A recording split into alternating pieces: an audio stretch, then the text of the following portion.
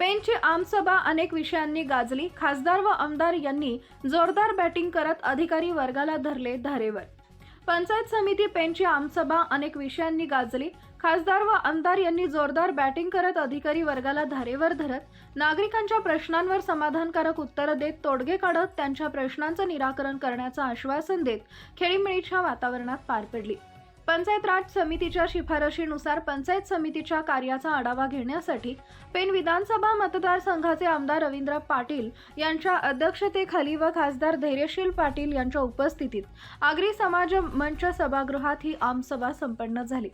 यावेळी त्यांच्यासह प्रांताधिकारी प्रवीण पवार, तहसीलदार तानाजी शेजाळ, नायब तहसीलदार प्रसाद कालेकर, नव्याने नियुक्त झालेल्या गट विकास अधिकारी सोनाल सूर्यवंशी, जिल्हा परिषद माजी सदस्य डी.बी. पाटील यांच्यासह संबंधित विभागाचे अधिकारी वर्ग, सामाजिक, राजकीय व इतर क्षेत्रातील कार्यकर्ते, सरपंच, उपसरपंच, सदस्य व नागरिक मोठ्या संख्येने उपस्थित होते। 7 ते 8 वर्षांनंतर पेनची आमसभा झाल्याने नागरिकांकडून प्रश्नांचा भडीमार करण्यात आला होता। पेन तालुक्यातील पाणी प्रश्न, जीवन प्राधिकरण, गेल पाईपलाईन, मुंबई गोवा महामार्गाचं रखडलेलं काम, भ्रष्टाचारात बुडालेली पेन अर्बन बँक, पेन शहरातील पिण्याच्या पाण्याचा प्रश्न, सामाजिक कार्यकर्ते हरीश बेकावडे यांनी ऑनलाईन रेशन कार्ड करण्यासाठी लूट, आदिवासी जमिनींचा मोठा गैरव्यवहार, तलाठी कार्यालयाला न बसता तहसील ऑफिसला बसतात, हेटवणे कॉलनी ते वरसाई फाटा रस्ता डांबरीकरण तात्काळ करा समस्याविषयी मांडले।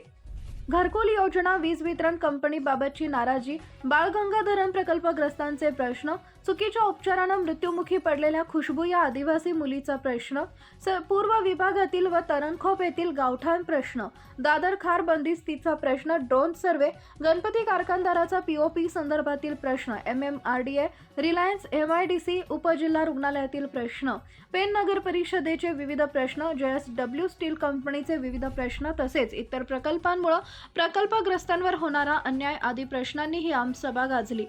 12 वाजता सुरू झालेली आमसभा 4:30 वाजेपर्यंत विविध प्रश्नोत्तरांनी गाजली।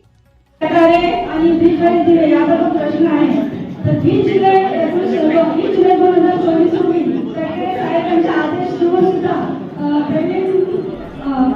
प्रवीण पवार कार्यकर्ते आपले पाहणी करून गेले। आमचे काय काय प्रॉब्लेम आहे काही पाहिले बघत असतात आम्ही सर्व्हिस रस्त्याची काय अवस्था आहे त्यांना दाखवलं, शिवाय गटारांची अवस्था काय आहे दाखवलं। पण याच्यावर 6 महिने झाले त्याच्यावर अद्याप काही होत झालं नाहीये। म्हणजे रस्त्याचं काम सुरू होणार आहे का नाही याबाबत आम्हाला काही कळलेलं नाही। वारंवार आम्ही ग्रामपंचायतीकडून पत्र केलं आहे। आज कधी ग्रामपंचायत दुसरी ठरवण्याचा सर्व्हिस असते, शिवाय ऑफिसमध्ये दिवे आणि गटारांचा प्रश्न आम्ही वारंवार 4 ते 5 वेळा संबंधित विभागाला पत्र केलेलं आहे, पण आम्हाला याचं काही निकाल आलेला नाही।